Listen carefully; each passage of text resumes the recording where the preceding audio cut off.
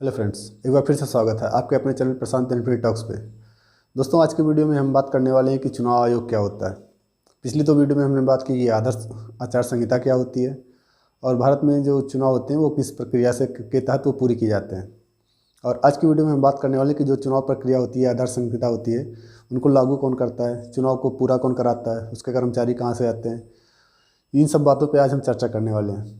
तो ये वीडियो आपकी जानकारी के लिए काफ़ी अच्छी होने वाली है, तो वीडियो में अंत तक बने रहें। और वीडियो देखने के बाद कमेंट बॉक्स में अपनी राय ज़रूर बताएं कि आपको वीडियो में क्या चीज़ अच्छी लगी, आप या फिर आप किसी और चीज़ पे जिस पे आप थोड़ा और डिटेल में चाहते हैं जानकारी, मैं उस पर वीडियो बनाने की कोशिश करूँगा। तो कमेंट बॉक्स में वो चीज़ें ज़रूर बताएँ। और अगर वीडियो में दी गई जानकारी आपको अच्छी लगे तो वीडियो को जितना ज़्यादा हो सके शेयर करें, ताकि लोगों को पता चल सके कि चुनाव होता कैसे है, इसका आयोजन कैसे करते हैं और इसकी प्रक्रिया क्या होती है। तो फ्रेंड्स, चलिए वीडियो शुरू करते हैं। दोस्तों, तो सबसे पहले मैं बात करना चाहूँगा कि भारतीय निर्वाचन आयोग की स्थापना कब की गई थी। इसकी स्थापना 25 जनवरी 1950 में की गई थी।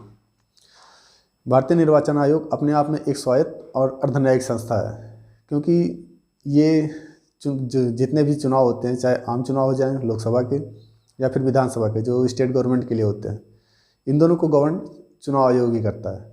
तो इसलिए इसको स्वायत्त और अर्धन्यायिक संस्था बोला जाता है। क्योंकि जब आदर्श आचार संहिता लागू हो जाती है तो उस समय जो भी शासन या प्रशासन के कर्मचारी होते हैं वो सारे डायरेक्ट चुनाव आयोग के अंडर चले जाते हैं। उनका ट्रांसफ़र कैसे करना है या नहीं करना है, अगर करना है तो कहाँ करना है, और मान लो कोई अधिकारी है वो कहीं से चला गया, उसको फिर वापस लेके आना है। तो ये सारी चीज़ें चुनाव आयोग अपने अकॉर्डिंग करता है। उसमें जो स्टेट गवर्नमेंट होती है या सेंट्रल गवर्नमेंट होती है उनका कोई हाथ नहीं होता, इसलिए इसको स्वायत्त संस्था बोला जाता है। दोस्तों, मैं यहाँ पे आपको बताना चाहूँगा कि जब चुनाव आयोग का गठन किया गया था 25 जनवरी 1950 को, तो इसमें केवल एक अधिकारी होता था, मुख्य चुनाव आयुक्त। उसके सहायता के लिए और कोई नहीं होता था, ठीक ना। फिर ये प्रक्रिया मतलब ये कार्यकाल काफ़ी लंबे समय तक चला। उसके बाद 1989 में एक मुख्य आयुक्त और साथ में उसके 2 सहायक आयुक्त नियुक्त किए गए। तो दोस्तों, आप ऐसा बोल सकते हो कि 1989 तक ये जो चुनाव आयोग होता था ये एकल सदस्यीय होता था। उसके बाद फिर इसको उसकी सहायता के लिए 2 और आयुक्त नियुक्त किए गए, तो 3 सदस्यीय होगा इसमें, जिसमें एक मुख्य चुनाव आयुक्त और बाकी 2 सहायक चुनाव आयुक्त होते थे।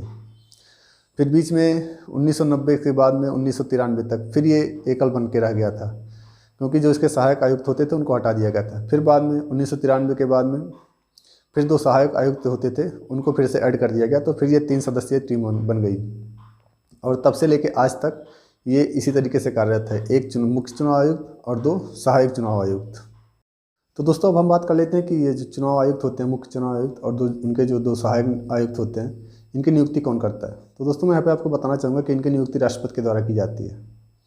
और इनका जो कार्यकाल होता है, जो मुख्य चुनाव आयुक्त होते हैं उनका कार्यकाल 6 वर्ष का या फिर 65 वर्ष, मीन्स या तो उनका 6 वर्ष का कार्यकाल पूरा हो जाए या फिर उनकी उम्र 65 वर्ष की हो जाए।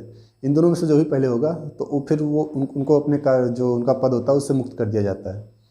और जो सहायक होते हैं, जो सहायक चुनाव आयुक्त होते हैं, उनका कार्यकाल भी 6 वर्ष का होता है, लेकिन तो उनकी उम्र में कुछ कम किया गया है। उनकी उम्र अगर 62 वर्ष हो गई तो फिर उनके पद से मुक्त कर दिया जाएगा, या फिर उनका कार्यकाल 6 वर्ष का पूरा हो जाए तो फिर इनके पद से इनको मुक्त कर दिया जाएगा। मुख्य चुनाव आयुक्त का सम्मान और वेतन आप कह सकते हो कि जो भारत का सर्वोच्च न्यायालय होता है उसके जो मुख्य न्यायाधीश होते हैं उन्हीं के बराबर होता है। और मैं आपको एक चीज़ बताना चाहूँगा कि अगर जो मान लो कि मुख्य चुनाव आयुक्त को बीच में हटाना है तो फिर इसको संसद द्वारा या फिर महाभियोग ला के ही हटाया जा सकता है। बाकी अगर आप ये सोचो कि कोई गवर्नमेंट या फिर कोई पॉलिटिकल लीडर इसको हटवा देगा या हटा देगा, तो ऐसा पॉसिबल नहीं है। या तो संसद में बहुमत से उसको हटाने के लिए पास किया जाए या फिर उस पर महाभियोग चलाया जाए, तो ही उसको हटाया जा सकता है अपने पद से। दोस्तों, हम बात कर लेते हैं कि चुनाव आयोग का जो मुख्य कार्य होता है वो क्या होता है।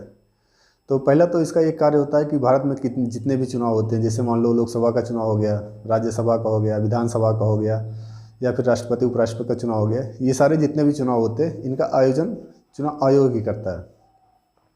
उसके बाद होता है कि कोई राजनीतिक दल है, उसको उसका सिंबल चाहिए होता है, वो चीज़ें भी चुनाव आयोग ही देता है।